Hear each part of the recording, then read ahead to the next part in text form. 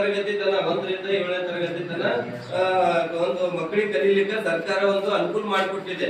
ಇಲ್ಲಿ ನೋಡಿದ್ರೆ ದಾಖಲಾತಿ ಸುಮ್ಮನೆ ಒಂದು 40ರಿಂದ 45 ಮಕ್ಕಳು ಅಷ್ಟೇ ದಾಖಲಾತಿ ಇವ. ಇದು ನೋಡಿದ್ರೆ ತುಂಬಾ ಒಂದು ಕಷ್ಟಕರ ಸಂಗತಿ ಅಂತ ಅನಿಸ್ತದೆ. 14 ಏನು ಸಾರಿ, ಅದು ಓನ್ಲಿ ಬರೀ 14 ಮಕ್ಕಳು ಅಂತ. ನಾನು 45 ಹೇಳ್ತಾ ಇದ್ದೀನಿ, ಕನ್ಫ್ಯೂಸ್ ಆಗಿಬಿಟ್ಟು. ಬರೀ 14 ಮಕ್ಕಳು ಅಂತಂದ್ರೆ ಇದು ತುಂಬಾ ಇದು ರೀ.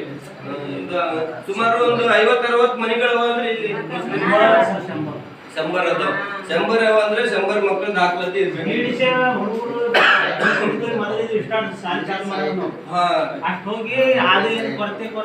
ಇಲ್ಲಿ ಪ್ರೈವೇಟ್ ಶಾಲೆ ಅದ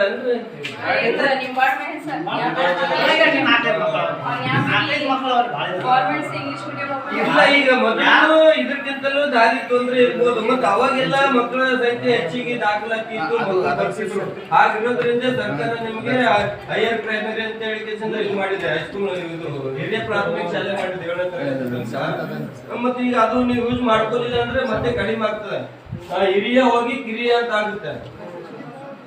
ಈ ತರ ಮಕ್ಕಳ ಸಂಖ್ಯೆ ಇರ್ಲಿಲ್ಲ ಅಂದ್ರೆ ಕುಂಠಿತ ಆಗ್ಬಿಟ್ಟು ನಿಮ್ಗೆ ಸಿಗ್ತಕ್ಕಂತ ಸವಲತ್ತುಗಳು ಮತ್ತೆ ಕಡಿಮೆ ಆಗ್ತದೆ. ಸರ್ಕಾರ ಸುಮ್ನೆ ದುಡ್ಡು ಇನ್ವೆಸ್ಟ್ಮೆಂಟ್ ಹೆಚ್ಚಿಗಾಗಿ ಖರ್ಚು ವೇಸ್ಟ್ ಆಗ್ತದೆ ಅಂತ ಅನ್ಕೊಂಡ್ಬಿಟ್ಟು.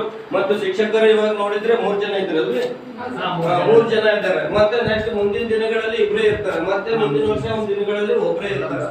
ಈ ತರ ಆಗುತ್ತೆ. ಈಗ ನಿಮ್ಗೆ ಕಾಣುತ್ತೆ. ಇವಾಗ ನಾನು ಬರೋ ಟೈಮ್ ನೋಡಿದೆ ಹಾಸ್ಟೆಲ್ ಹೆಂಗ್ ಹಾಳು ಬಿದ್ದಿದೆ ನೋಡ್ರಿ. ಹಾಸ್ಟೆಲ್ ನಲ್ಲಿ ಯಾವ್ದು ಮಕ್ಕಳು ಅಡ್ಮಿಷನ್ ಇಲ್ಲ.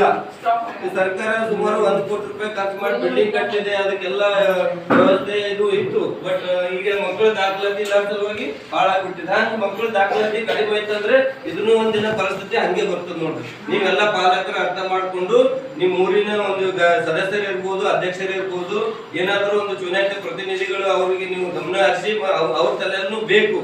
ನಮ್ಮ ಮೂಲಭೂತ ಸೌಕರ್ಯ ನಮ್ಗೆ ಅನುಕೂಲ ಮಾಡ್ಕೊಡ್ಬೇಕು. ನಮ್ಮ ಮಕ್ಕಳೇ ಓದ್ತವ, ಇದು ನಮ್ ಶಾಲೆ ಅದ, ನಮ್ಮೂರದ ಅಂತ ಹೇಳ್ಬಿಟ್ಟು ನೀವೆಲ್ಲ ಓಟ್ ಹಾಕಿ ಮೆಂಬರ್ ಮಾಡಿರ್ತೀರಲ್ರಿ.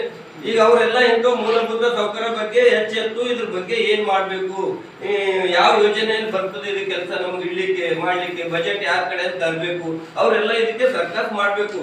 ನಾವು ಅಧಿಕಾರಿಗಳು 1 ದಿನ ಬರ್ತೀವಿ, 2 ದಿನ ಬರ್ತೀವಿ, ವಿಸಿಟ್ ಮಾಡ್ತೀವಿ, ನಮ್ ನಿಯಮಾವಳಿ ಪ್ರಕಾರ ಒಂದು ಲೆಟರ್ ಬರೀತೀವಿ, ಹಾಕ್ತಿವಿ, ಇಂತಲ್ಲ ಹಿಂಗ್ ಸಮಸ್ಯೆ ಇದೆ, ಇದು ಒಂದು ಜರೂರ್ ಅತಿ ಜರೂರ್ ಅನ್ನೋದ ಕ್ರಮ ಕೈ ತಗೋಬೇಕು ಅಂತ ಹೇಳ್ತೀವಿ.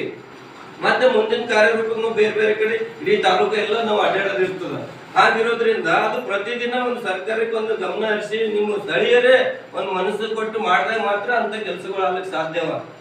ಇಲ್ಲ ಅಂತಂದ್ರೆ ಹಿಂಗೆ ಇದೇ ತರ ಕಷ್ಟ ಅನುಭವಿಸಿ ಶಾಲೆ ಒಂದಿನ ಹಾಸ್ಟೆಲ್ ಪರಿಸ್ಥಿತಿ ನಿಮ್ ಶಾಲೆನೂ ಬರ್ತದೆ. ಇದು ನೀವು ಬಹಳ ಗಂಭೀರವಾಗಿ ತಗೋಬೇಕು ಈ ವಿಷಯ. ಗಂಭೀರವಾಗಿ ತಗೋಲಿಲ್ಲ ಅಂತಂದ್ರೆ ಆ ತರ ಆಗ್ತದೆ. ಬಟ್ ಇಲ್ಲಿ ಸದಸ್ಯರು ಇರೋರು ಯಾರು ಬಂದಿಲ್ಲ ಅಂತ ಅನಿಸ್ತದೆ ನನ್ನ ಪ್ರಕಾರ. ಗ್ರಾಮ ಪಂಚಾಯತಿ ಸದಸ್ಯರು ಯಾರಿದ್ದಾರೆ? ಗ್ರಾಮ ಪಂಚಾಯತಿ ಸದಸ್ಯರು ಅಂತವ್ರೆಲ್ಲ ಅದು ಅವ್ರಿಗೆ ಸದಸ್ಯರು ನೀವು ಆಗ್ಲಿಕ್ಕೆ ಅವರೇ ಆಗಲ್ಲ. ನೀವೆಲ್ಲ ಓಟ್ ಹಾಕಿದ್ರೆ ಸದಸ್ಯರಾಗ್ತಾರ. ಅವರೆಲ್ಲ ಗಮನ ಹರಿಸ್ಬೇಕು.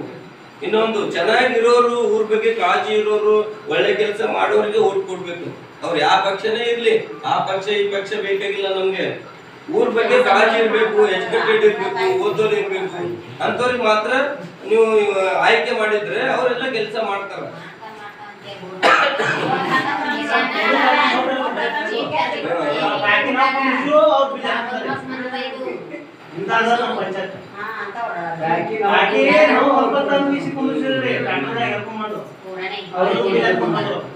ಅಂದ್ರೆ ಈ ತರ ಯಾಕೆ ಆಗ್ಲಿರ್ತದ ಅಂತಂದ್ರೆ ನಮ್ಮಲ್ಲಿ ಒಂದು ತಿಳುವಳಿಕೆ ಒಂದು ಕೊರತೆ ಇರೋದ್ರಿಂದ. ಅಂದ್ರೆ ಸರ್ಕಾರಿ ಯೋಜನೆಗಳು ನಾವು ಪಡ್ಕೋಬೇಕಂತಂದ್ರೆ ನಮ್ಗೆ ಕರೆಕ್ಟ್ ಆಗಿ ಮಾಹಿತಿ ಇಲ್ಲ. ಹಾಗಿರೋದ್ರಿಂದ ಅದು ನಾವು ಕುಂಠಿತ ಒಳಗಾಗ್ತಾ ಇದೀವಿ, ಹಿಂಗ್ ಬೀಳತ್ತೀವಿ.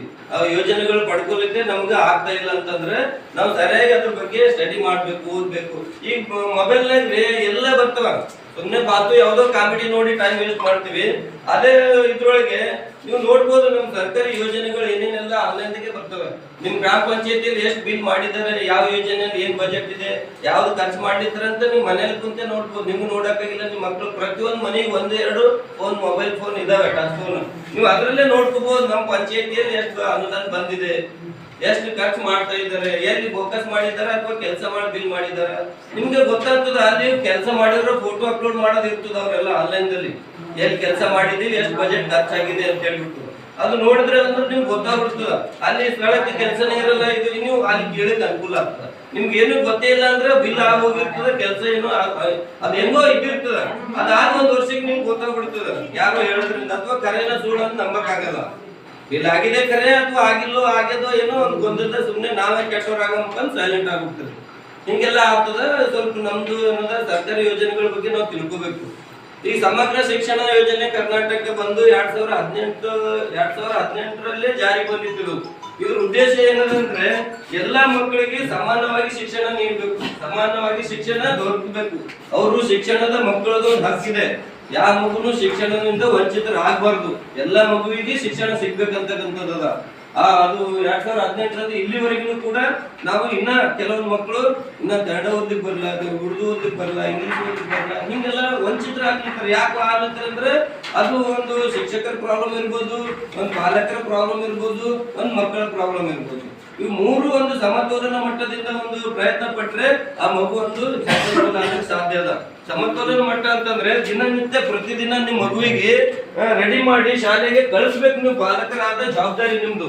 ಶಾಲೆಗೆ ಕಳಿಸಿದ್ಮೇಲೆ, ಶಾಲೆಗೆ ಬಂದು ಹೋದ್ಮೇಲೆ ಸಾಯಂಕಾಲ ಮತ್ತೆ ನೀವು ಕೇಳ್ಬೇಕು ಅವ್ರಿಗೆ ಏನ್ ಕಲ್ತಿದ್ದಾರೆ, ಯಾವ ಟೀಚರ್ ಏನ್ ಪಾಠ ಮಾಡಿದ್ದಾರೆ, ಏನ್ ಬರ್ಸಿದ್ದಾರೆ, ಏನ್ ಹೋಮ್ವರ್ಕ್ ಇದೆ. ಈ ತರ ನೀವು ಪಾಲಕರು ಕೇಳಿದ್ರಿ ಅಂತಂದ್ರೆ ಆ ಮಗು ನಮ್ಮ ಪಪ್ಪ ನಾಳೆಗೆ ಮತ್ತೆ ಕೇಳ್ತಾನ ಬರಿಬೇಕಂತ ಕೂಡೋದು ಕೂತ್ ಬರೋದು ರೂಢಿ ಬೀಳ್ತದ. ನೀವೇನು ಕೇಳಲ್ಲ ಮಕ್ಕಳಿಗೆ. ಯಾಕೆ ಕೇಳಲ್ಲ ಅಂದ್ರೆ ಅದು ನಿಮ್ಗೆ ಗೊತ್ತು. ಒಟ್ಟೆ ಓದಿರಿ, ಶಾಲೆಗೆ ಹೋಗಿದ್ದಿಲ್ಲ, ಬಂದಿಲ್ಲ, ನಿಮ್ ಕೆಲ್ಸದಾಗ ನೀವು ಬಿಜಿ ಆಗ್ಬಿಟ್ಟಿರ್ತೀರಿ. ನಿಮ್ ಮಕ್ಕಳಿಗೆ ನೀವೇ ಹಾಳು ಮಾಡ್ದಂಗೆ. ನೀವು ಯಾವಾಗ ನೀವು ಪಾಲಕರ ಮಕ್ಕಳಿಗೆ ಕೇಳ್ತೀರಿ, ಮಗು ಒಂದು ಹುಷಾರಾಗ್ತದ, ಆಮೇಲೆ ಟೀಚರ್ಗೆ ಕೇಳಕ್ ಸ್ಟಾರ್ಟ್ ಮಾಡ್ತದ. ಅದು ನಮ್ಮ ಪಪ್ಪ ಕೇಳಿರ್ತಾರ್ರಿ, ಮನೆಗೆ ಹೋಮ್ವರ್ಕ್ ಹಾಕೊಡ್ರಿ ಅಂತಾರ.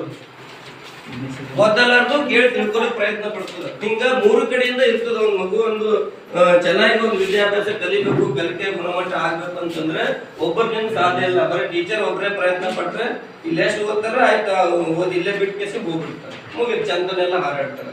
ಇಲ್ಲಿ ಅವರು 6 ಗಂಟೆ ಇದ್ರೆ ಮನೆಯಲ್ಲೆಲ್ಲ ತುಂಬಾ ಜಾಸ್ತಿ ಟೈಮ್ ಇರ್ತದ. ಈ ತರ